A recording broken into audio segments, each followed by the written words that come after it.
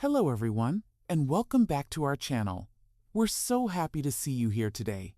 I'm Sarah, and I'll be your host for today's lesson. And I'm Mark. It's great to have you back. We've got something really fun planned for today's video, something that we all have in common. Can you guess what it is? That's right. Today, we're diving into a topic that everyone can relate to, no matter where you're from or how old you are. Family. Yes, family is a huge part of our lives. And whether you're just starting to learn English or looking to improve your skills, knowing how to talk about your family is one of the first things you need to master. After all, we all talk about our families, right? Absolutely. So today, we're going to help you learn all the essential family vocabulary in English. By the end of this video, you'll know how to describe your family, introduce your relatives, and talk about them in simple sentences. Exactly. From parents, siblings, grandparents, to uncles and aunts, we'll cover all the words you need. Plus, we'll teach you how to use these words in easy, everyday conversations. Whether you're talking about your immediate family or your extended family, you'll be able to say everything you need in English. We're going to break it down into easy sections so you can understand it step by step. First, we'll teach you the basic words for family members. Then, we'll show you how to use them in real conversations. It's going to be super simple and fun. And don't worry if you're not familiar with all the terms yet. We'll give you lots of examples and we'll practice together. By the end, you'll be able to talk about your family with confidence. And, of course, if you're just starting out with English at an A1-A2 level, this video is perfect for you. We'll keep everything clear and easy to follow.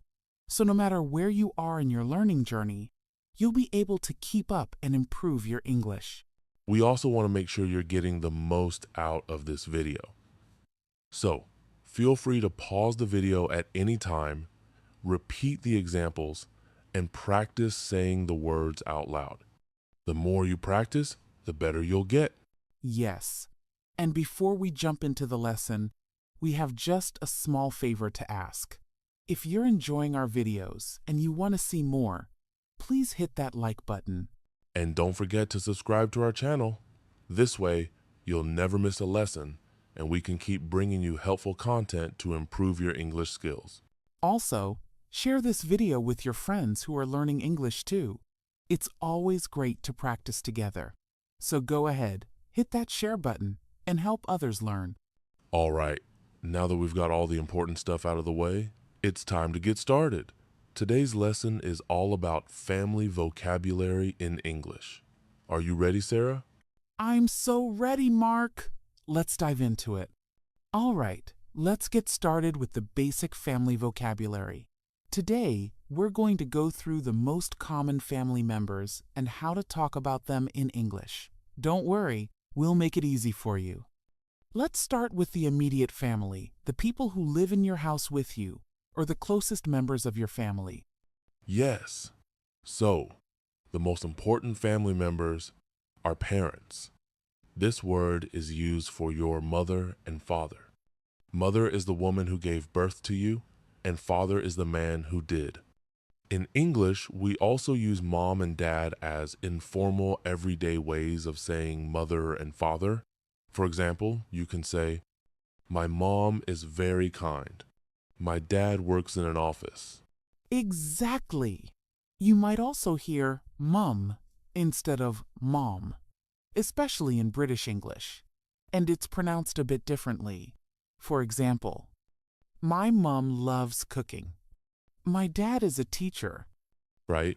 So we have mom and dad for informal speech, but when we're talking more formally, we use mother and father. They are more respectful and are often used in situations where you don't know the person very well, or if you want to sound more formal. Now, let's move on to siblings. Siblings is the general word for brothers and sisters.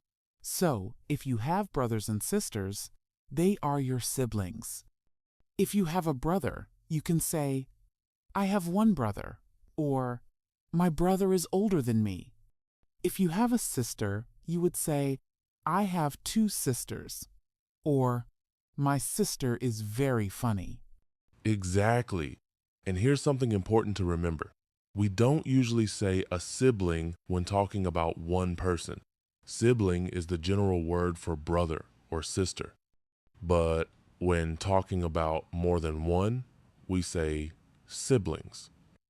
So you might say, I have three siblings, if you have one brother and two sisters, for example. Now, let's talk about grandparents. These are your mother's or father's parents. So, your grandfather is your father's father or your mother's father, and your grandmother is your father's mother or your mother's mother. My grandfather loves to tell stories. My grandmother makes the best cookies. And don't forget the informal terms. Instead of saying grandfather, many people say grandpa. And instead of grandmother, they say grandma. It's much more common and friendly. For example, my grandpa plays chess every weekend. My grandma is very sweet. And if you want to talk about your aunt or uncle, these are the brothers and sisters of your parents. Your aunt is your mother's or father's sister, and your uncle is your mother's or father's brother. For example, my uncle is a doctor. My aunt lives in another city. Exactly. We also use aunt and uncle informally as well. If you're close to them, you might just call them by their first names or add uncle or aunt before their names. Aunt Lisa is coming to visit us this weekend. Uncle Tom is very funny. Next, let's talk about cousins. Cousins are the children of your aunt and uncle. So, if your mother has a sister, and that sister has a child, that child is your cousin. I have 3 cousins. We all play soccer together. My cousin is younger than me. That's right. And just like with aunt and uncle, you can also use cousin for both males and females. There's no special word like brother or sister for cousins, they're just your cousins, no matter if they are boys or girls. And remember, when we talk about extended family like cousins, uncles, and aunts, we often say family members to refer to everyone in the family outside of your immediate household. I'm going to visit my family members for the holidays. We have a big family reunion every year. Exactly. So, now we've covered all the immediate family members: mom, dad, brother, sister, grandfather, grandmother, aunt, uncle, and cousin. These are the most important family members that you need to know when talking about your family in English. And remember, there's no need to worry if some of these words are new to you. With practice, you'll start to use them naturally in your conversations. Don't forget to keep listening and repeating after us. Now that we've covered all the immediate family members, we'll take a look at how to use these words in sentences and some additional family terms in the next section. Let's keep practicing. All right, we've covered the basics of the immediate family, but now let's dive into the extended family. These are the relatives that are a little further away, but still part of your family. We'll start by talking about nieces and nephews. Yes. So, a nephew is the son of your brother or sister, and a niece is the daughter of your brother or sister. They're the children of your siblings. For example, you could say, I have 2 nieces. They are very creative. My nephew loves playing video games. And remember, just like cousins, nieces and nephews don't change based on gender. You have nephews if your siblings have boys, and nieces if your siblings have girls. Exactly. And you'll also hear people use the words little or big before niece and nephew to talk about how young or old they are. For example, my little nephew is only 2 years old. My big niece is already in high school. It's just a way to talk about the age difference in a fun way. Great point. Now, let's talk about in-laws. These are the relatives that you get when you marry someone. So, your mother-in-law is your spouse's mother, and your father-in-law is your spouse's father. You also have brother-in-law and sister-in-law for your spouse's brothers and sisters. My mother-in-law is very kind. My brother-in-law plays the guitar. Yes, and these terms are very important, especially when you're talking about your spouse's family. You might hear people say things like, I'm going to visit my father-in-law this weekend. My sister-in-law is coming over for dinner tonight. Exactly. And don't forget about son-in-law and daughter-in-law. These are your child's spouse. So, for example, my son-in-law works in finance. My daughter-in-law is a teacher. Great! Now, let's talk about some other relatives that aren't as common but are still part of the extended family. For example, great-grandparents are the parents of your grandparents. So, your great-grandmother or great-grandfather is the parent of your grandmother or grandfather. My great-grandfather fought in the war. My great-grandmother lives in another country. Exactly. And we also have great aunt and great uncle, which are the siblings of your grandparents. So you could say, my great aunt loves to travel. My great uncle is very funny. You might also hear people talk about second cousins. These are the children of your parents' cousins. So they are a little more distant than regular cousins. I don't see my second cousins often, but they're very nice. My second cousin just moved to the city. Even though you're not as close as with your first cousins, they're still part of your family. Exactly. Now, let's take a look at how you can use all of these words in sentences. The important thing to remember is that we often use family titles to introduce people, talk about relationships, or describe activities. For example, you could say, I went to the park with my cousin and my aunt. My brother is coming over for dinner tonight.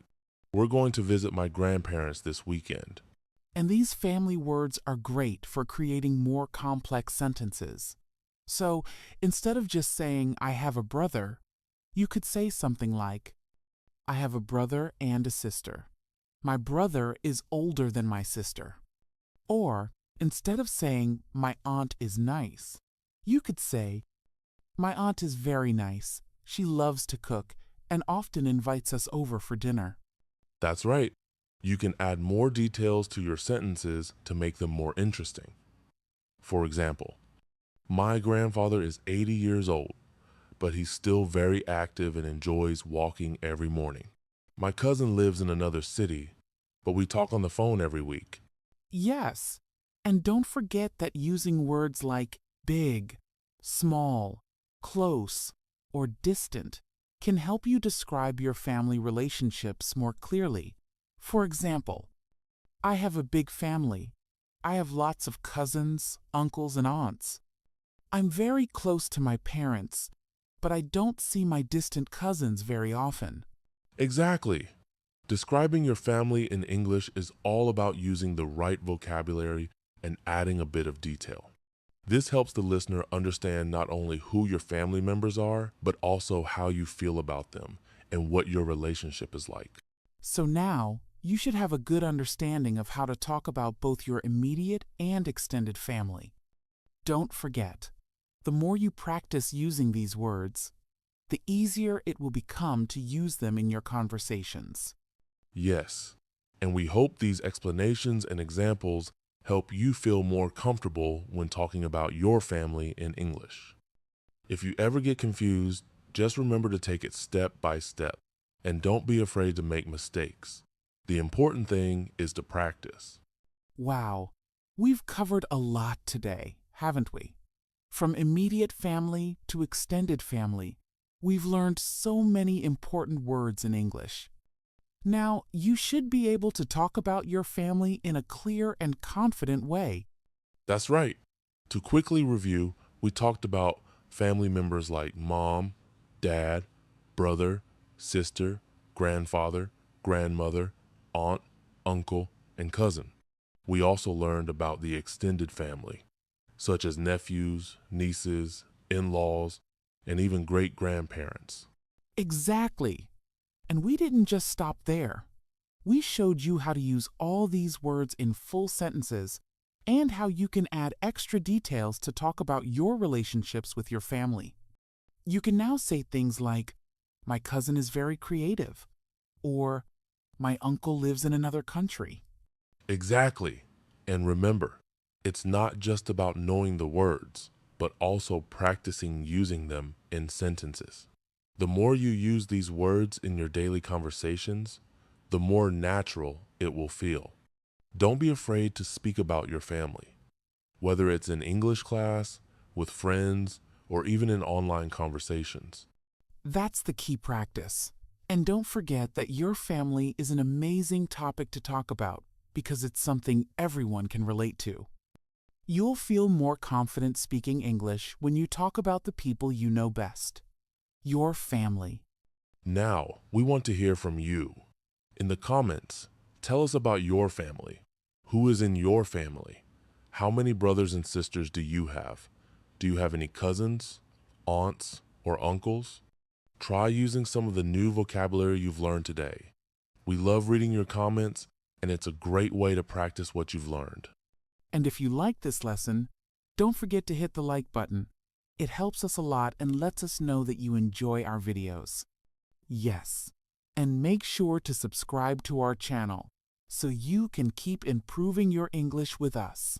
We've got tons of lessons coming up that will help you with more everyday English, grammar, and vocabulary. If you know anyone else who's learning English, share this video with them. Let's keep growing this amazing community together. Exactly. Thank you so much for watching today's video. We hope you had fun learning about family vocabulary with us. Keep practicing, and we'll see you in the next lesson. Take care, everyone, and have a wonderful day with your family. See you next time. Bye bye.